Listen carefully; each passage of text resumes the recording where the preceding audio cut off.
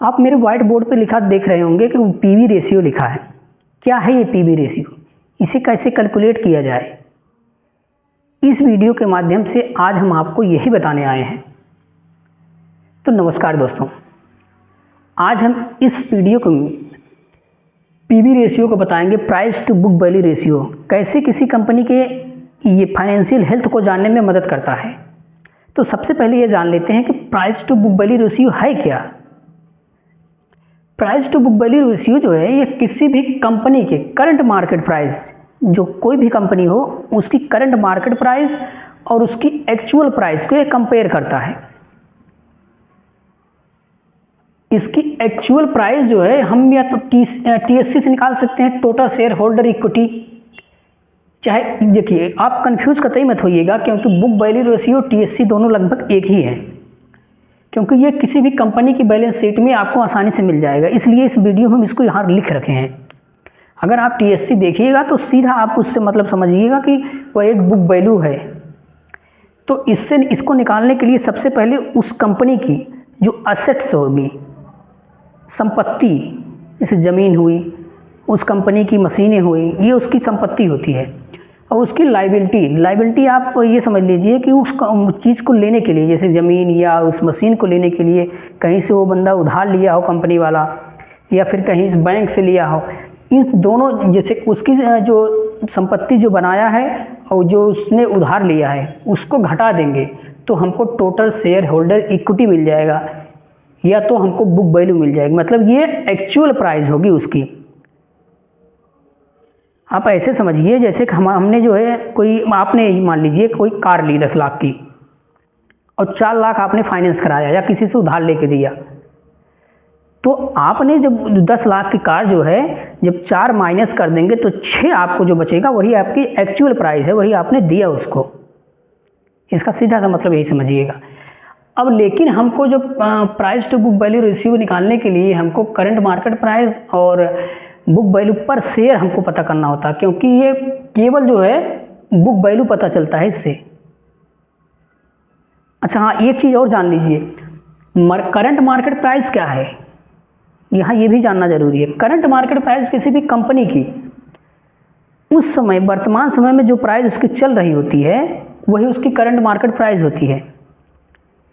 अब आते हैं इसे कैसे कैलकुलेट किया जाए। जैसे यहाँ पर हमको इसको निकालने के लिए, पीवी रेशियो निकालने के लिए हमको बुक वैल्यू पर शेयर पता करना पड़ेगा।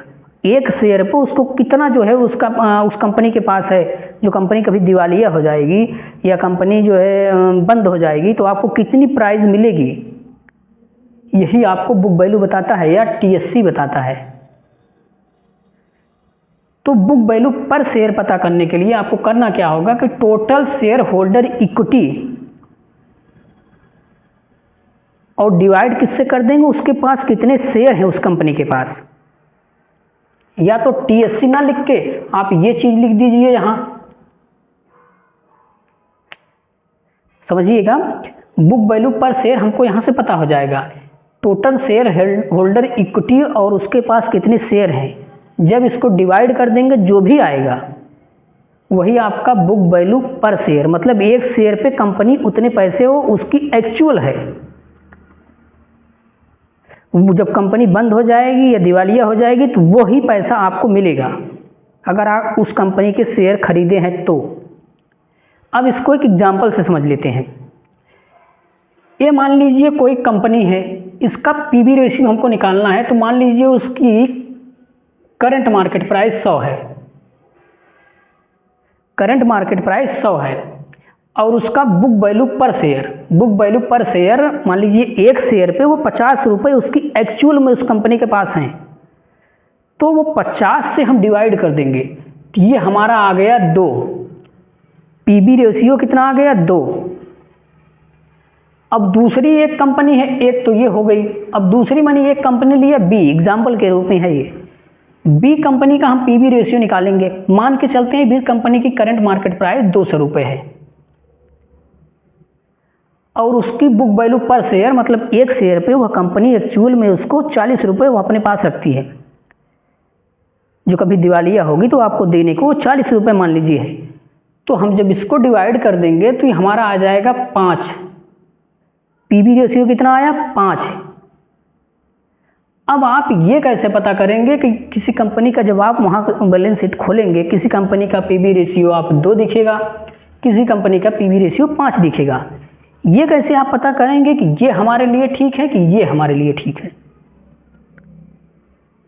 इसके लिए हमको जो पीबी रेशियो के जो आप थोड़ा सा इसको गहनता से अध्ययन करेंगे, आप ये समझिएगा कि किसी भी कंपनी का पीबी रेशियो 1, 2 या 3 अगर इनके बीच में है तो आप उसे मान सकते हैं कि वह कंपनी अच्छी है, उसकी फाइनेंशियल हेल्थ अच्छी है। अगर यहाँ देखा जाए तो हम ये कहेंगे कि ये कंपनी, इसकी फाइनेंशियल हेल्थ अच्छी है क्योंकि उसका पीबी रेशियो कितना आया 2, और बी का पीबी रेशियो कितना आया 5। तो ये कंपनी एक बार हम इसे अपनी बैलेंस शीट में नहीं शामिल करेंगे और इस कंपनी को एक बार हम चुन सकते हैं क्योंकि इसका पीबी रेशियो कितना आया 2। अगर ये चीज़ें आपको समझ में आई हों तो वीडियो को आप लाइक करिएगा, शेयर करिएगा और सब्सक्राइब जरूर करिएगा।